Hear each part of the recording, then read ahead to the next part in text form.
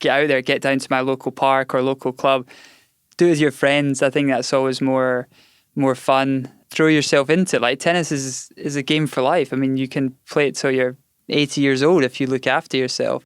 Hi, my name is Dr Chatterjee, GP, television presenter, and author of the best-selling books The Stress Solution and The 4-Pillar Plan. I believe that all of us have the ability to feel better than we currently do, but getting healthy has become far too complicated. With this podcast, I aim to simplify it. I'm going to be having conversations with some of the most interesting and exciting people, both within as well as outside the health space, to hopefully inspire you, as well as empower you with simple tips that you can put into practice immediately to transform the way that you feel.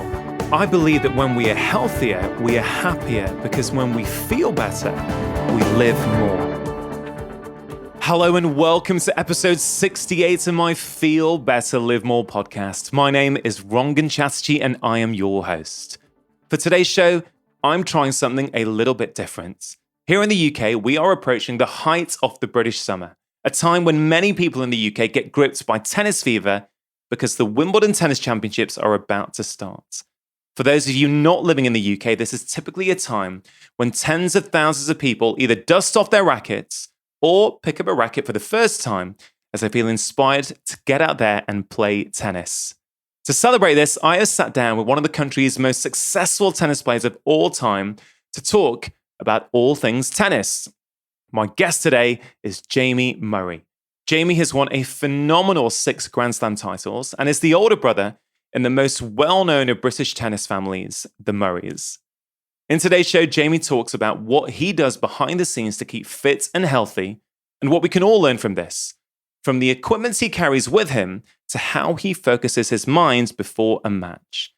We talk about his childhood, how much tennis he and his younger brother, Andy Murray, played as children, and whether just focusing on one sport is beneficial for children. We also talk about the benefits of playing doubles, and Jamie talks about his YouTube channel in which he has created instructional videos to help people improve their doubles game. Andy believes that tennis is a game for everyone. I hope this conversation inspires you to pick up a tennis racket or simply to get more active. Now, before we get started, I do need to give a quick shout out to the sponsors of today's episode, who are essential in order for me to put out weekly episodes like this one. Athletic Greens continue their long-term support of my podcast. Now, of course, I prefer that people get all of their nutrition from food, but I recognize that this is not always possible. Athletic Greens is one of the most nutrient-dense whole food supplements that I've ever come across and contains vitamins, minerals, prebiotics, and digestive enzymes. So if you are looking to take something each morning as an insurance policy to make sure that you are meeting your nutritional needs, I can highly recommend it. For listeners of this podcast, if you go to athleticgreens.com/live more, you will be able to access a special offer where you get a free travel pack box containing 20 servings of Athletic Greens, which is worth around £70 with your first order. You can check it out at athleticgreens.com/live more. Now, on to today's conversation. So Jamie, welcome to the Feel Better, Live More podcast. Thanks for having me. Hey, not at all. It's really, really good for you to be here. You are a professional tennis player. You've won 6 Grand Slam tournaments, I believe, so far, which makes you, possibly one of the most successful British tennis players of all time? I guess so. Yeah, I don't like think about that, but yeah. You're too modest, obviously, to talk about that in your own sense. But you've been very, very successful, and this is a podcast about trying to inspire people to get more out of their life.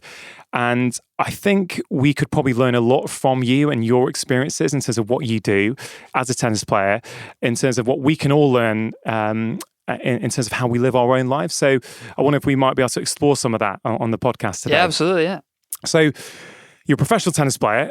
Obviously, sometimes we will see you play on television, but there must be a lot that goes on behind the scenes in terms of keeping fit and keeping healthy. Yeah, I think in tennis today, well, I'm sure forever, is, the people see you walk onto the court, they see you play the match, and then they see you walk off the court, and have any insight into what goes on beforehand to get you to the point that you're ready to compete at ideally your highest level. And obviously afterwards they don't see the aftermath, the fallout. But I think like for me, as I kind of gone through my career, like I understand more the importance of, the preparation and the recovery. And, the preparation is obviously physical, but a lot of that is mental as well, because you need to be in the right frame of mind to be able to get out there and compete, with a kind of clear, focused state of mind in order to make the right decisions that you need to on the court to be successful. So how old are you now, Jamie? 33. 33. And when did you start on the tour? I started on the tour playing my first full season in 2007. Has the way you approach your fitness and your recovery and the mental preparation for a game changed from when you were fresh on the tour to now when you've got all these years of experience? Yeah, totally. Because when I first started, I was 20, 21. So for me, it was just like getting out there, practice as much as I can, get out, compete, and not really think of sort of too much else. But obviously, as you go, you learn a lot more, and about other components that can kind of give you these sort of marginal gains. Also players are playing a lot longer than they used to, and I think a lot of that's to do with the preparation, the recovery. Whether that's getting in the ice baths or the food that you're putting in your body afterwards, has allowed these guys to play for a lot longer than previous generations. Yeah. Well, I was watching your YouTube channel the other day and I saw the video of what you have in your tennis bag. Yeah. And I'll tell you what I found super interesting about that, because, as a sports fan and someone who will There's a lot more in my bag now than there was when I started in 2007. Really? Yeah. Well, that's interesting. But I tell you what I thought was that a lot of things that are in your bag, let's say those resistant bands, for example, that you probably travel with. Yeah. I thought that's a cheap bit of kit that is keeping you fit and flexible and working on your mobility whilst you're on the roads.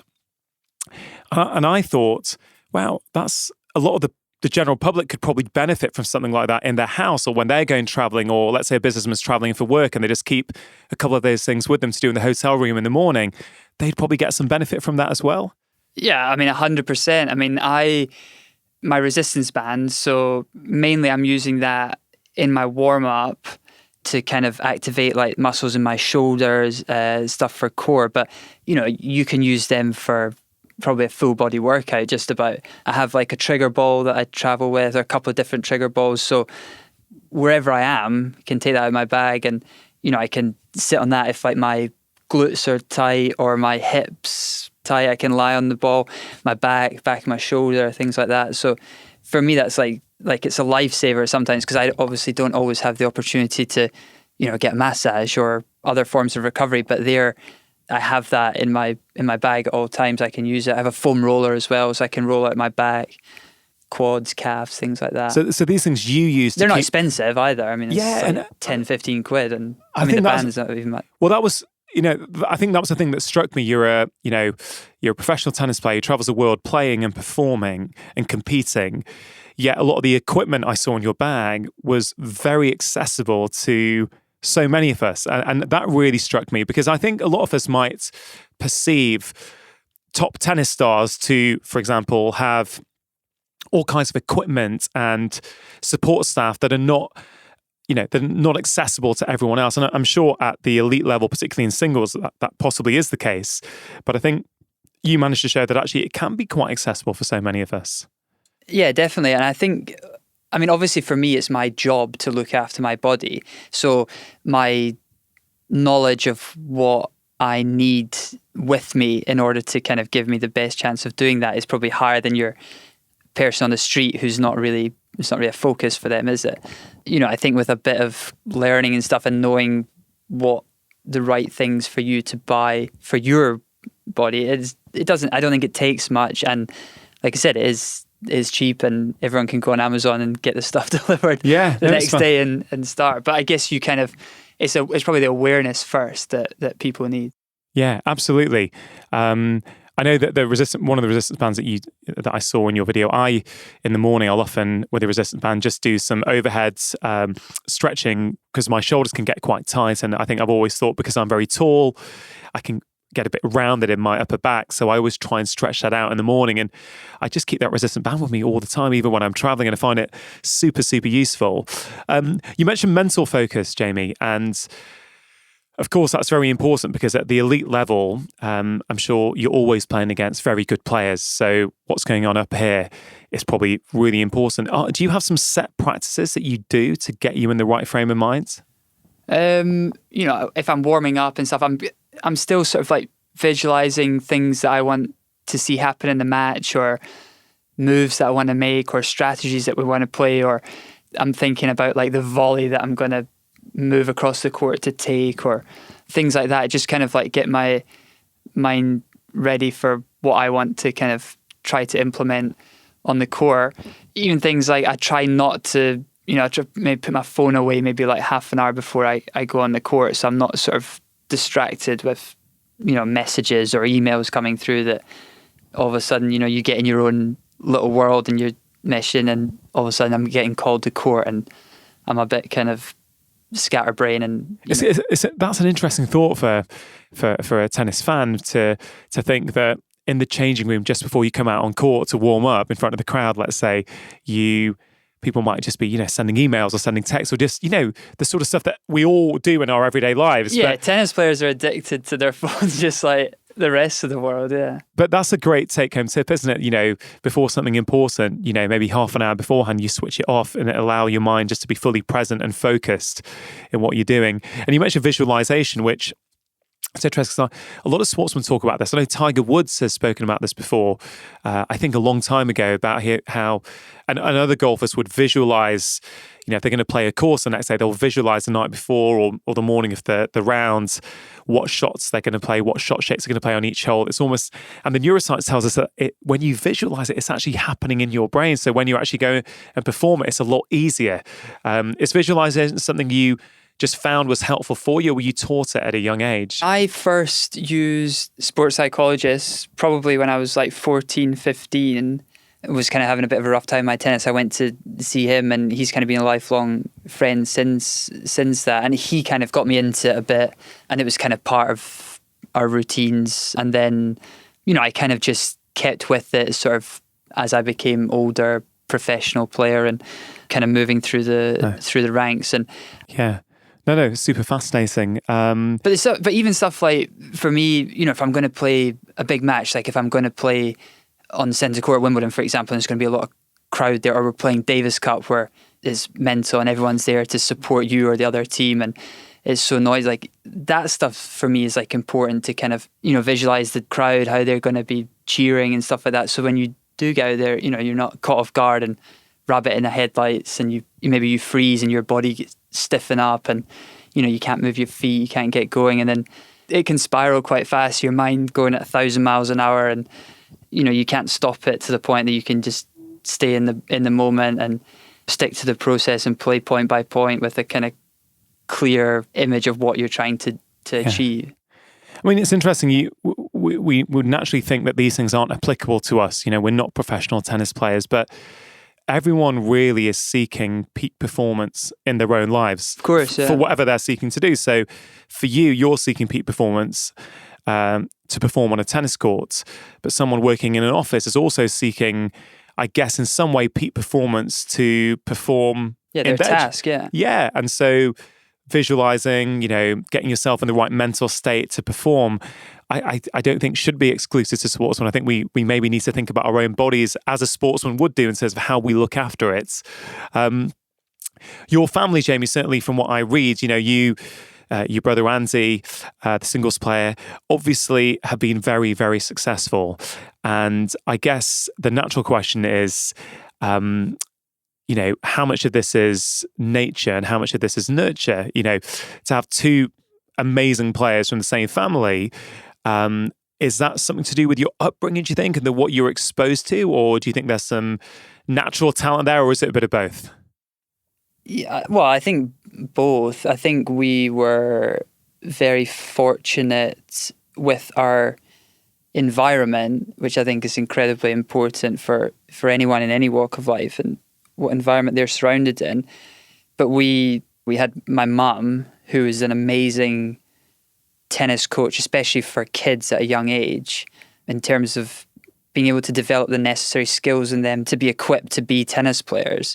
And then also we were brothers, so there's obviously that natural rivalry, probably more from Andy because he was younger brother. So we always had that person right there in front of us to probably subconsciously push each other to try to be better than the other one. And then the other thing was, I mean, we grew up in Scotland where there was, I think at the time, there was like 2 indoor tennis centres. In the whole of Scotland? Yeah, and we were fortunate to live like 10 minutes from one. So that was a big advantage for us because obviously, you know, more than half the year it's raining there and you can't play tennis outside. So we had the opportunity to play indoors a lot, whereas maybe other people in the country didn't have that opportunity. But we also had parents, grandparents as well, who made incredible sacrifices for us to give us the opportunities that we needed to further our tennis. I hear from what I read that your mum or your parents didn't force you to specialise early in terms of just playing tennis. Yeah. It was very much a case of doing lots of things. And I think I read somewhere you like to wrestle with your brother. Is that right? Yeah, I mean, we definitely did all sorts of different sports and games and activities, and we were never pushed to play tennis, which I think is really important because, especially for like burnout, and if you're forced to do something you don't enjoy, the chance of you reaching your potential in that sport or activity or whatever is, I would say, is very, very low. With regards to wrestling, I mean, it was huge at that. At the time when we were growing up, and we were right into it. So we would have like, you know, they always say don't try this at home, but you know, we would be in our bedroom and stuff having fake matches, and we had the wrestling belts that we'd created ourselves in the cardboard and everything like that. And yeah, we'd have a good go at it. So it wasn't all about tennis? No, absolutely not. I mean, I get asked often by parents who have young kids, and they're saying, you know, when you were my son or daughter's age, how much tennis were you playing? Were you playing every day? Were you playing 2 hours, 3 hours a day? And I was like, you know, we maybe played like 3 or 4 days a week, and we maybe played for an hour or an hour and a half that time. And everyone's like, really, why? I was like, well, that's just what we wanted to do. You know, our parents always said, like, if you want to play tennis, we'll go play tennis. If you don't want to, then we won't. There's no big deal. I think for them it was just they wanted us to be happy and enjoy our childhood, which we did. That's so fascinating because do you think things have changed in culture since you were kids? And a really good mate of mine from Scotland, his son is a very good tennis player in Scotland, and he's they're driving to tournaments, a lot of weekends, a lot of training, and I think he said to me a little while ago, he said, it's really interesting. Now there seems to be a real pressure on kids to specialise early and, go on camps all the time and actually not do anything else. And he's trying to fight against that a little bit with his own son. Is that something you're seeing? Because I know you and your family are quite keen to put back into tennis and actually help raise awareness and the profile of the game and getting more people active, basically. Yeah, I mean, I can't speak for other sports, but I definitely feel like that's the case in tennis, where parents are kind of putting all their eggs in this one basket, and okay, he's quite good at tennis, so now we're going to put him with the coach and he's going to get lessons every day, and it's just going to be tennis for him because that's what he needs to do. He needs to do his 10,000 hours or whatever to be a great tennis player. But actually, I think it's of detriment to the child's development. I don't think it's particularly healthy for them because, like I said, if they're forced into doing it, and they're young kids, why are they going to want to do something 20 hours a week if they're not liking it? And they're missing out on loads of other stuff in their sort of personal development, I think. Yeah, absolutely. It's really inspiring to hear this, actually, that you guys weren't, just tennis the whole time. It sounds like you had quite a normal childhood, doing lots of different things. And, what age do you think you knew you wanted to be a professional tennis player? Well, it's weird because when I was 10 and 11, 12, like I was one of the best in the world in my age. So I guess like most kids, if you're good at something, you're motivated to keep doing it. So probably from a young age, That was in your. Yeah, I was thinking. You were thinking. Yeah, I can be a professional tennis player, and that's what I want to do. I want to be a tennis player.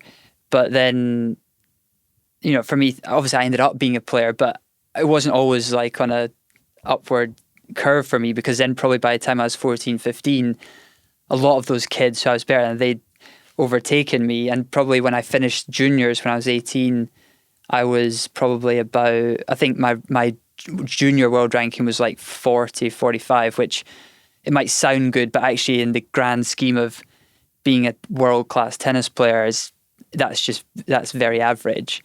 So it wasn't like, I was on that path at that stage thinking, I can make a career from tennis. But I was able to do that in doubles, and it gave me the opportunity to do that because my skill set, I think, was more suited for that part of the game. Well, that's quite fascinating to me, the whole singles versus doubles piece, because I'm intrigued to know, when did you move to doubles, and what were those skill sets?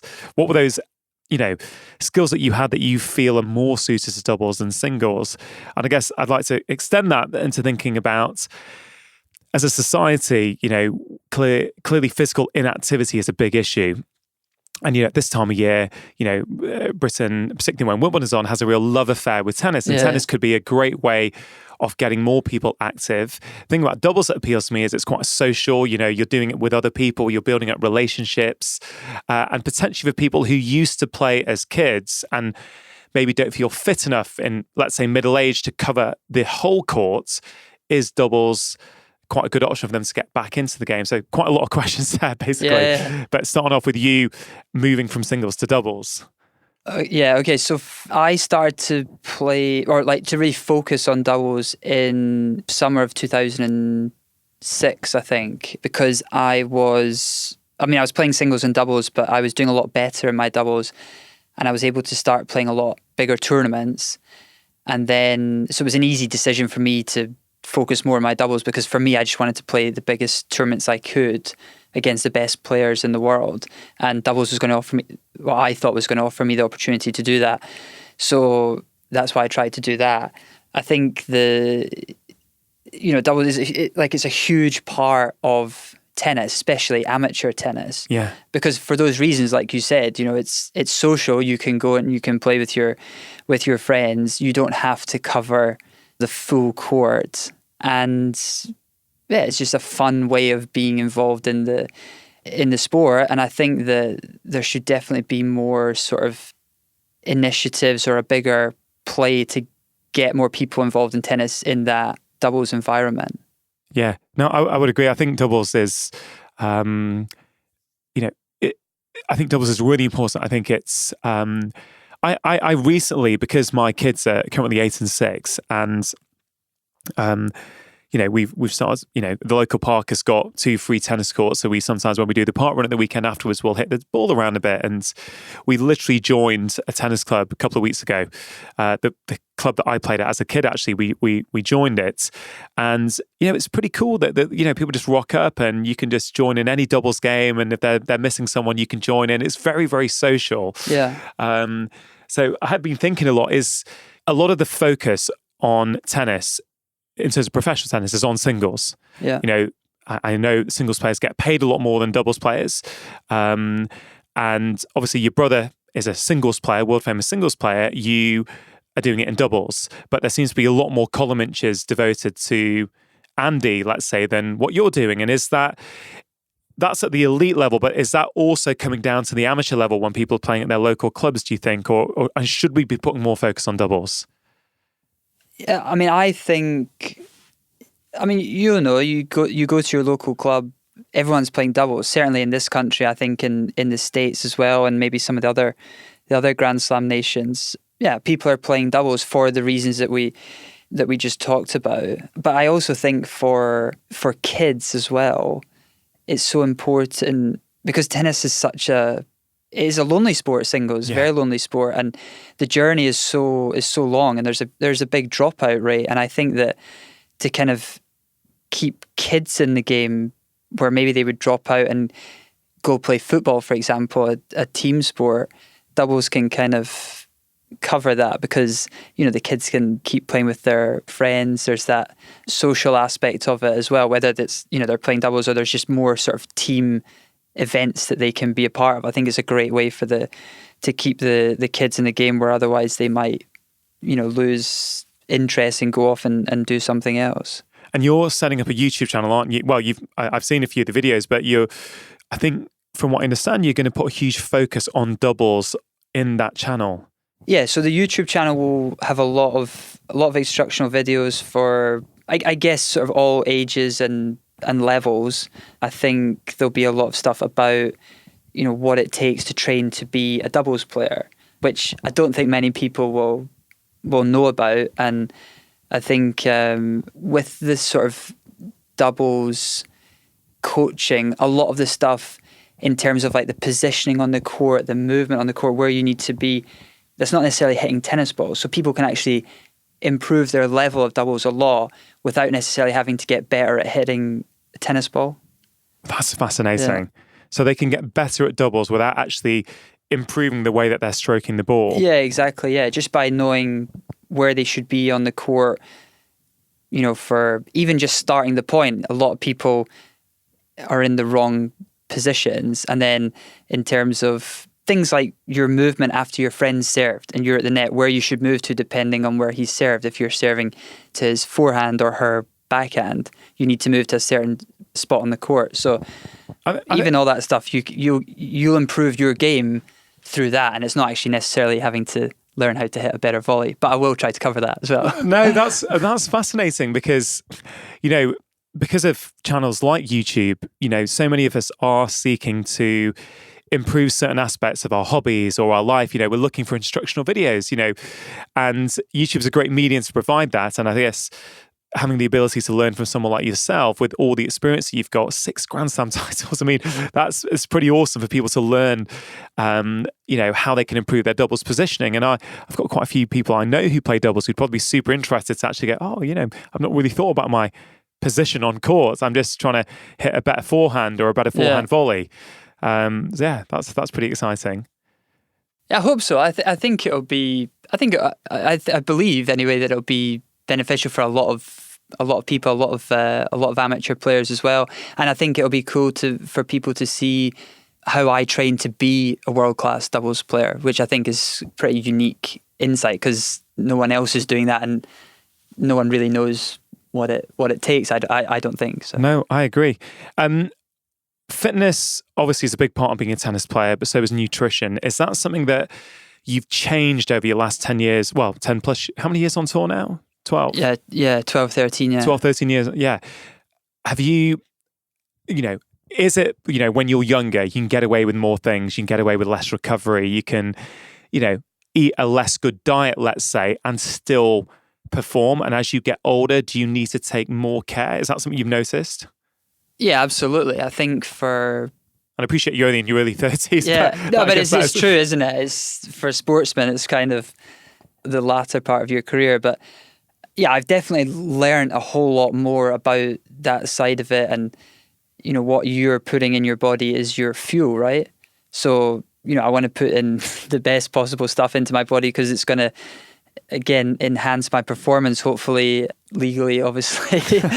And hopefully get those marginal gains that maybe other people are getting. Is that hard on the road when you're traveling in different places and hotels? Yeah, it's difficult because you're not always in control of what you're able to eat because you're a lot of times at the tournament, especially during the day where you're spending most of your time, you're kind of at the mercy of what they're providing. And certainly since I started on the tour compared to now, it is a whole lot better than nowadays. And also I think like for a tournament, if you've got the best players in the world turning up to play your event, you want them to be putting out the best product. So you can't be serving Djokovic and Federer and Andy, these guys, burger and chips for lunch before they go to play a match. That's not helping anyone. So, I mean, me personally, for my nutrition, I'm not like counting calories or worrying too much about what I'm eating, but I'm not eating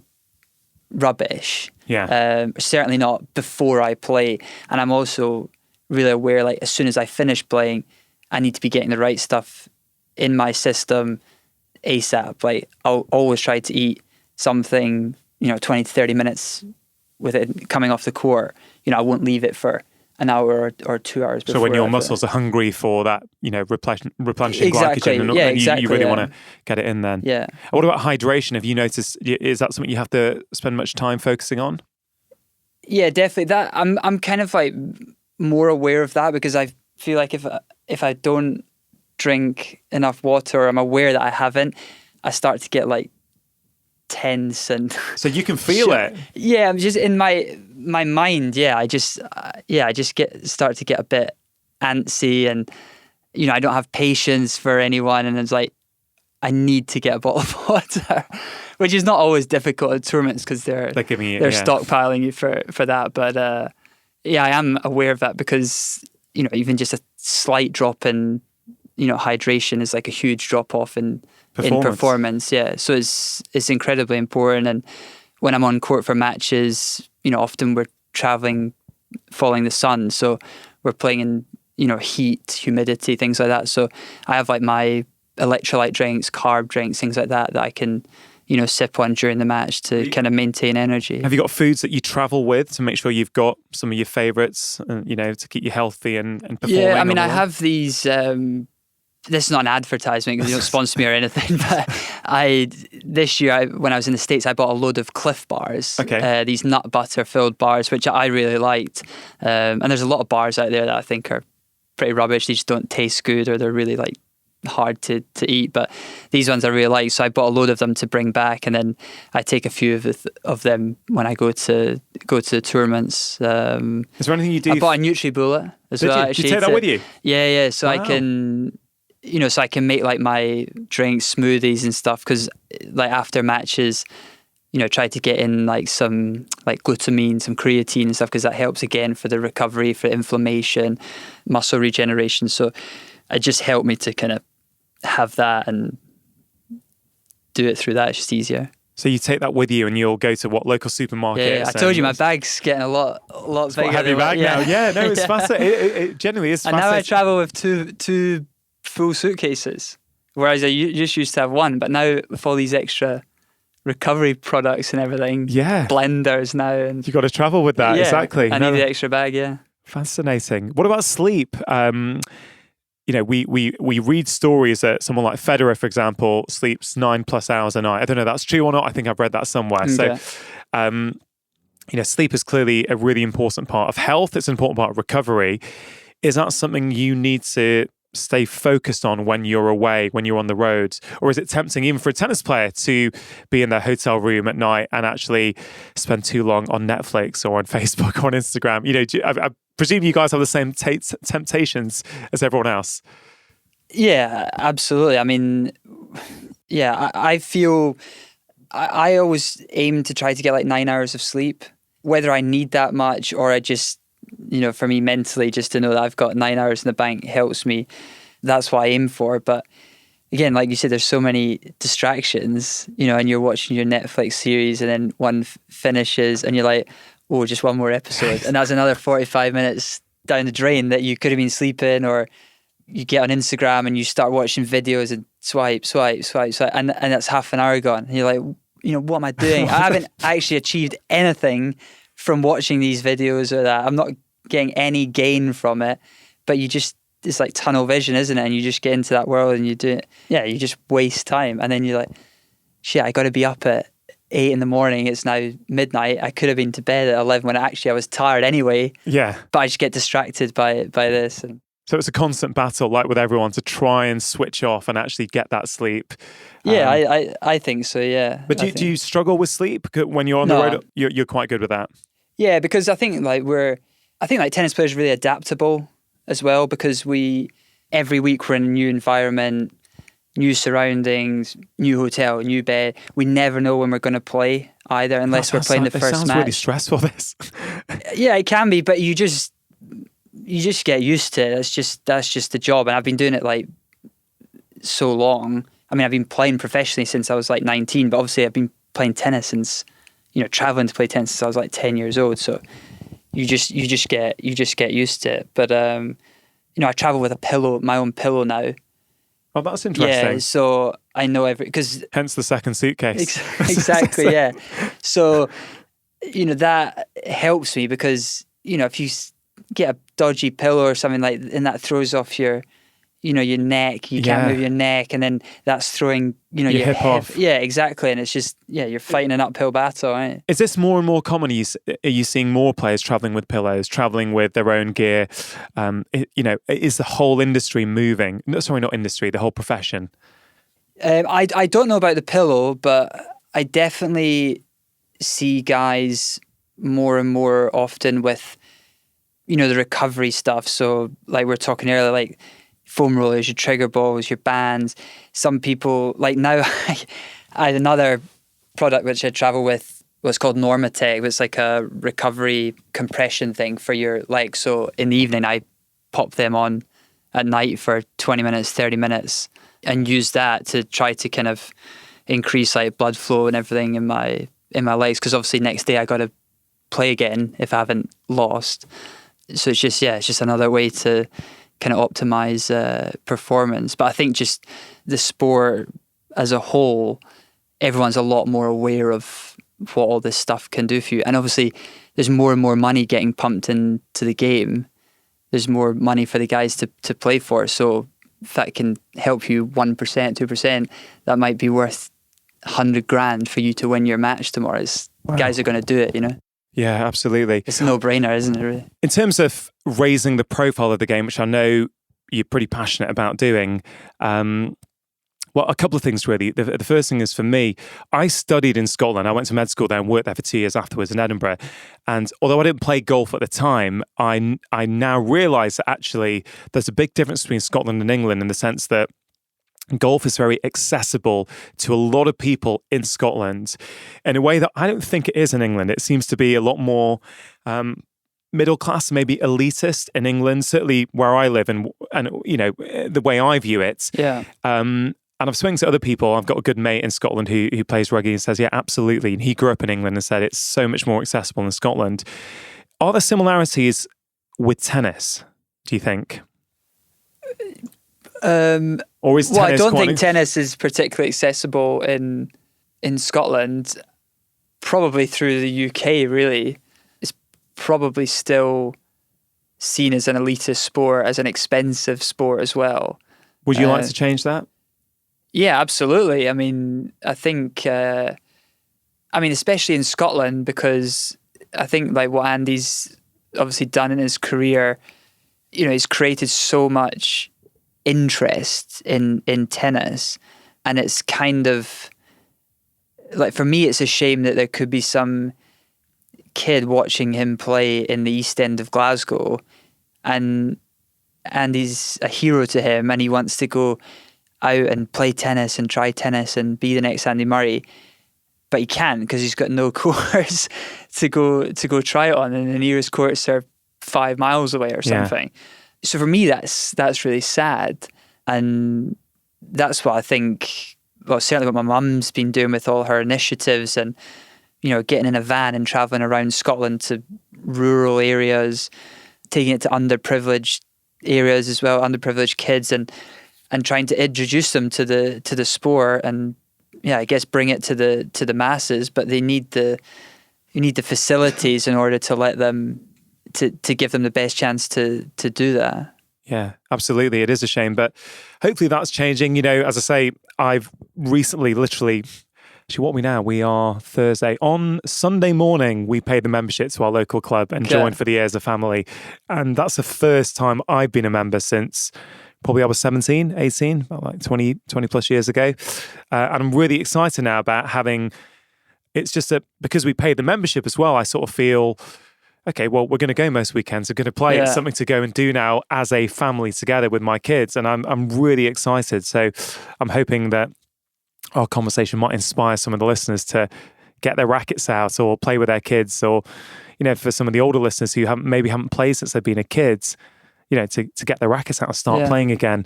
Have you got any, for people listening to this who might be inspired by your journey, by Andy's journey, by just tennis in general, be getting caught up in the fever of Wimbledon, Any tips for them if they want to get involved with tennis or anything you can share with them to get them going? I guess I would just get out there, get down to my local park or local club, do it with your friends. I think that's always more fun. Throw yourself into it. Like, tennis is a game for life. I mean, you can play it till you're 80 years old if you look after yourself. And I think most people, that played tennis, they did it because family members did, and they taught their kids, and then you teach your kids, and that's how it falls on. I think it also helps, like, if you're going down to your park or club, that there's stuff going on, there's an energy there, there's an atmosphere, and it's not something this is nothing happening. It's a bit of a ghost town. That's not really inspiring for people to play. I think that's something that the sport needs to look at as well. But yeah, just get out there and enjoy it, see if you like it, and if you do, then keep playing. Sport's supposed to be fun, right?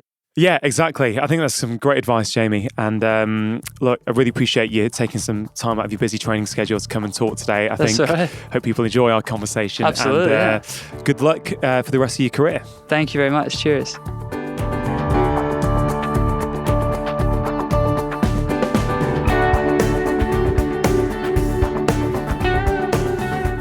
That concludes this week's episode of the Feel Better, Live More podcast. I really hope you enjoyed the conversation. I know it was a little bit different from my normal conversations, but I hope you got something out of it nonetheless. As always, do try and have a think about something specific that you can take from this episode to apply in your own life immediately.